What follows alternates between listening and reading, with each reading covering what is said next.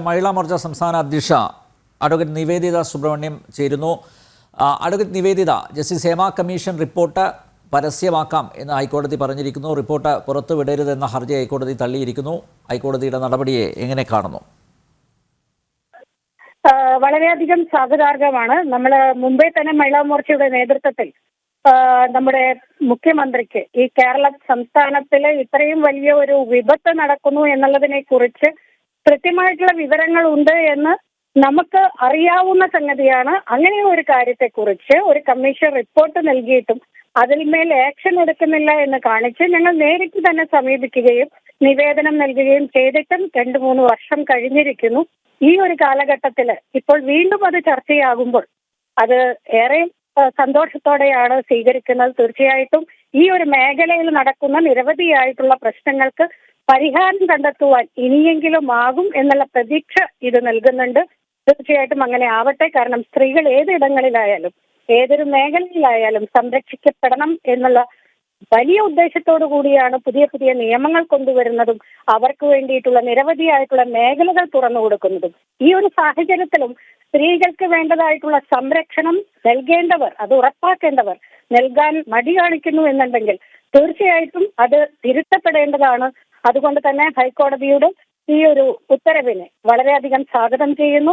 ഇതിൽ നടപടികളാണ് സ്വീകരിക്കേണ്ടത്. ഈ റിപ്പോർട്ടിൽ എന്തൊക്കെയാണ് പ്രശ്നങ്ങൾ ചൂണ്ടിക്കാണിക്കുന്നത്, അതിൽ പറയുന്ന സൊല്യൂഷനുകൾ എന്താണ് ഈ ഒരു കാര്യത്തില് എന്നുള്ളത് നോക്കിക്കൊണ്ട് ആ സൊല്യൂഷനുകൾ നടപ്പിലാക്കുന്നതിൽ കൂടി നമ്മുടെ ശ്രദ്ധ ഉണ്ടാകണം എന്നുള്ളതാണ് ഈ കാര്യത്തിൽ സൂചിപ്പിക്കാനുള്ളത്. അഡ്വക്കേറ്റ് നിവേദിത, ഈ റിപ്പോർട്ടിലെ ഉള്ളടക്കം പൂർണ്ണമായും പുറത്തുവിടാനാവില്ലെന്ന് ചലച്ചിത്ര വകുപ്പ് മന്ത്രി സജി ചെറിയാൻ നേരത്തെ തന്നെ വ്യക്തമാക്കിയിരിക്കുന്നു.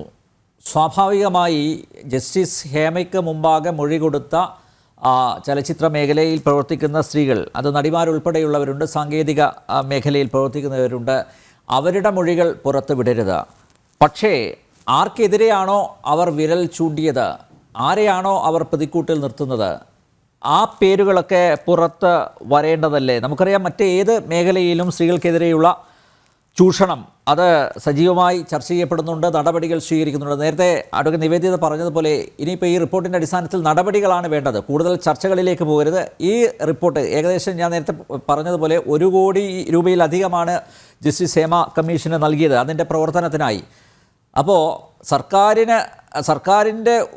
സർക്കാരിന് സതുദ്ദേശമാണെങ്കിൽ, അല്ലെങ്കിൽ ഈ മേഖല ശുദ്ധീകരിക്കണം എന്ന ആത്മാർത്ഥമായ നിലപാടാണ് ഉള്ളതെങ്കിൽ ഈ റിപ്പോർട്ടിൻ്റെ അടിസ്ഥാനത്തിൽ ഈ പ്രതിക്കൂട്ടിൽ നിൽക്കുന്നവർക്കെതിരെ നടപടികൾ സ്വീകരിക്കേണ്ടതല്ലേ? അത് ഈ റിപ്പോർട്ടിൻ്റെ അടിസ്ഥാനത്തിൽ മറ്റ് പ്രോസിക്യൂഷൻ നടപടികളിലേക്ക് അടക്കം കടക്കാവുന്നതല്ലേ? നോക്കൂ, ഇരകളാകപ്പെടുന്നവരുടെ സ്റ്റേറ്റ്മെന്റുകളോ അല്ലെങ്കിൽ ഇരകളുടെ പേരുകളോ പ്രസിദ്ധപ്പെടുത്താൻ പാടില്ല എന്നുള്ള നിയമം നമ്മുടെ നാട്ടിൽ നിലവിലുണ്ട്. അതുകൊണ്ട് തന്നെ ഈ വാദത്തെ നമ്മൾ അംഗീകരിക്കാം. നമ്മുടെ പ്രശ്നം എന്ന് പറയുന്നത് ഈ മേഖലയിൽ നടക്കുന്ന വിഷയങ്ങളെ കുറിച്ച്, അല്ലെങ്കിൽ ഇപ്പോഴും സ്ത്രീകൾ അഭിമുഖീകരിക്കുന്ന വലിയ പ്രശ്നങ്ങളെ കുറിച്ച് അതിലുണ്ട് എന്ന് നമുക്ക് വ്യക്തമായിട്ടുള്ള സാഹചര്യത്തില് ആ പ്രശ്നങ്ങൾക്ക് കാരണക്കാരായവരെയും നിയമത്തിന് മുമ്പിൽ കൊണ്ടുവരണം. അതിനുള്ള നടപടികൾക്ക് നമുക്ക് മുന്നോട്ട് കൊണ്ടുപോകാൻ സാധിക്കുമോ എന്നുള്ളത് നമ്മൾ പരിശോധിക്കണം. ഈ ഒരു മേഖലയിലെ പ്രശ്നങ്ങൾ പരിഹരിക്കുന്നതിന് ആവശ്യപ്പെട്ടിട്ടുള്ള എന്തൊക്കെയാണ് പരിഹാര മാർഗങ്ങൾ ആയിട്ട് കാണുന്നത്, അവയെക്കുറിച്ച് കൂടുതൽ പഠിക്കുകയും കൂടുതൽ ചർച്ച ചെയ്യുകയും ആ പരിഹാരങ്ങൾ ഉടനടി നടപ്പിലാക്കുകയും വേണം. ഏത് മേഖലയിലാണ് പ്രത്യേക സംരക്ഷണം കൊടുക്കാൻ സാധിക്കുക? ഈ നിയമങ്ങളെല്ലാം, ഈ ഭാരതത്തിലുള്ള എല്ലാ നിയമങ്ങളും എല്ലാ മേഖലയിലും ബാധകമല്ലേ? എന്താ സിനിമാ മേഖലയിൽ മാത്രം അത് ബാധകമല്ല എന്ന് പറയാനും അവരെ പ്രൊട്ടക്ട് ചെയ്യുവാനും മാത്രം നമ്മൾ ശ്രമിച്ചാൽ എങ്ങനെയാണ് ബാക്കിയുള്ള മേഖലയിൽ ഈ സംരക്ഷണം കിട്ടുന്നില്ല എന്ന് നമുക്ക് പറയാൻ പറ്റുക? സിനിമാ മേഖലയിലുള്ള ഒരു വിഷയം ഇപ്പോൾ നമ്മുടെ മുമ്പിലുള്ളത് കൊണ്ട് നമ്മൾ ഇതിനെക്കുറിച്ച് പറയുന്നു.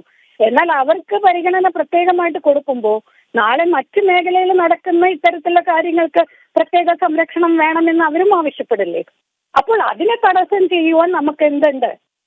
അത് നമ്മൾ ഇപ്പോൾ തന്നെ ചർച്ച ചെയ്യേണ്ടതും അതിന് വേണ്ടതായിട്ടുള്ള പരിഹാരം, അതായത് ഇതൊരു ഗ്രീൻ സിഗ്നലായിട്ട് മാറരുത്. ഏത് മേഖലയിലുമുള്ള സ്ത്രീ വിരോധം പ്രകടിപ്പിക്കുന്നവരും സ്ത്രീ വിരുദ്ധത മനസ്സിൽ സൂക്ഷിക്കുന്നവരും പെരുമാറുന്നവരുമായിട്ടുള്ള ആളുകൾക്ക് ഒരു തരത്തിലും ഇതൊരു ഗ്രീൻ സിഗ്നൽ ആയിട്ട് മാറരുത്. എനിക്കതാണ് ഇപ്പോൾ ഈ സാഹചര്യത്തിൽ പറയാനുള്ളത്. കാരണം ഇങ്ങനെയൊക്കെ അവിടെ നടക്കുമ്പോൾ ബാക്കിയുള്ളിടത്ത് എന്തുകൊണ്ട് ഇതിലും കൂടുതലായാൽ പറ്റില്ല എന്നുള്ള ചിന്ത വരാനാണ് പോകുന്നതെങ്കിൽ പിന്നെ ഇതുകൊണ്ട് എന്ത് കാര്യമെന്ന് കൂടി നമ്മളിപ്പോൾ ചിന്തിക്കേണ്ടിയിരിക്കുന്നു. അതായത് ഇവിടെ സിനിമാ മേഖലയിൽ ഇങ്ങനെയൊക്കെ നടക്കുന്നത്. അവിടെയൊക്കെ ഇങ്ങനെയാണ്. അപ്പൊ പിന്നെ എനിക്കും എന്റെ ഇടങ്ങളിൽ ഇത് ആയിക്കൂടെ എന്നുള്ള ചോദ്യവുമായിട്ട് മറ്റുള്ളവർ വരില്ലേ? അതിനെ തടസ്സം ചെയ്യുവാനും കൂടി നമുക്ക് കഴിയേണ്ടതല്ലേ? അതിലെന്താണ് ഈ ഗവൺമെന്റ് ചിന്തിക്കുന്നത് എന്നുള്ളത് കൂടി നമ്മൾക്ക് ചർച്ച ചെയ്യേണ്ടതുണ്ട്. ഇത് ഒരു ഒറ്റപ്പെട്ട സംഭവമായി അല്ലെങ്കിൽ ഒരു മേഖലയിലുള്ള ഒരു വിഷയമായിട്ട് മാത്രം നമ്മൾ ചിന്തിക്കരുത്. സ്ത്രീകളെ ചൂഷണം ചെയ്യുവാൻ കിട്ടുന്ന അവസരങ്ങളെ വിനിയോഗിക്കുന്നവരുണ്ട്. അതോടൊപ്പം തന്നെ ചില മേഖലകളിൽ അല്ലെങ്കിൽ ചില ഇടങ്ങളിൽ, ചില സന്ദർഭങ്ങളിൽ, ചില കേസുകളിൽ നമ്മൾ കാണുന്നുണ്ട് ഈ നിയമങ്ങളെ പരിചയമാക്കിക്കൊണ്ട് ചിലരൊക്കെ അത് ദുരുപയോഗം ചെയ്യുവാനുള്ള ശ്രമങ്ങൾ നടക്കുന്ന സന്ദർഭങ്ങൾ ഉണ്ടായിട്ടുണ്ട് എന്നുള്ളത് കൂടി നമ്മൾ പറയാതെ വയ്യ. തീർച്ചയായിട്ടും നിയമം അത് കൃത്യമായിട്ടും ഇവിടെ നടപ്പിലാക്കണം. അതോടൊപ്പം തന്നെ ആരും തന്നെ ദുരുപയോഗം ചെയ്യുന്നില്ല എന്ന് ഉറപ്പാക്കണം. അത് ആരായാലും അത് ദുരുപയോഗം ചെയ്യാതെ നോക്കേണ്ടത് നമ്മുടെ ഉത്തരവാദിത്തമാണ്, ഗവൺമെന്റിന്റെ ഉത്തരവാദിത്തമാണ്, സമൂഹത്തിന്റെ ഉത്തരവാദിത്തമാണ്.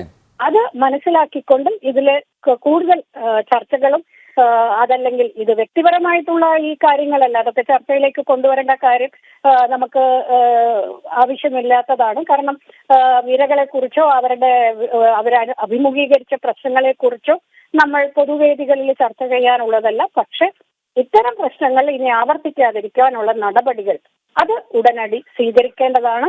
അതിൽ എന്തെങ്കിലും ഇനിയും താമസം വന്നു കഴിഞ്ഞാൽ അത് ഈ കേരളത്തിൽ തന്നെയുള്ള നമ്മുടെ കുട്ടികൾക്ക് നിരവധിയായിട്ട് മേഖലകളിലേക്ക് കടന്നു കയറുവാനുള്ള ഒരു പ്രയാസം ഉണ്ടാക്കുന്നതായിട്ട് അല്ലെങ്കിൽ അതിനൊരു ഭീതി പരത്തുന്ന സംഗതിയായിട്ട് മാറും. അതുകൊണ്ട് അത്തരത്തിൽ ഭീതി വളർത്തുന്ന ഒരു സാഹചര്യം നമുക്ക് ഈ ഒരു കമ്മീഷൻ റിപ്പോർട്ടിലൂടെ ആയാലും മറ്റേതൊരു ഇൻസിഡന്റിലൂടെ ആയാലും ഉണ്ടാവരുത് എന്നുള്ള ഒരു ചിന്തയോട് തന്നെ നമുക്ക് ഇതിനെയും സമീപിക്കേണ്ടതുണ്ട്.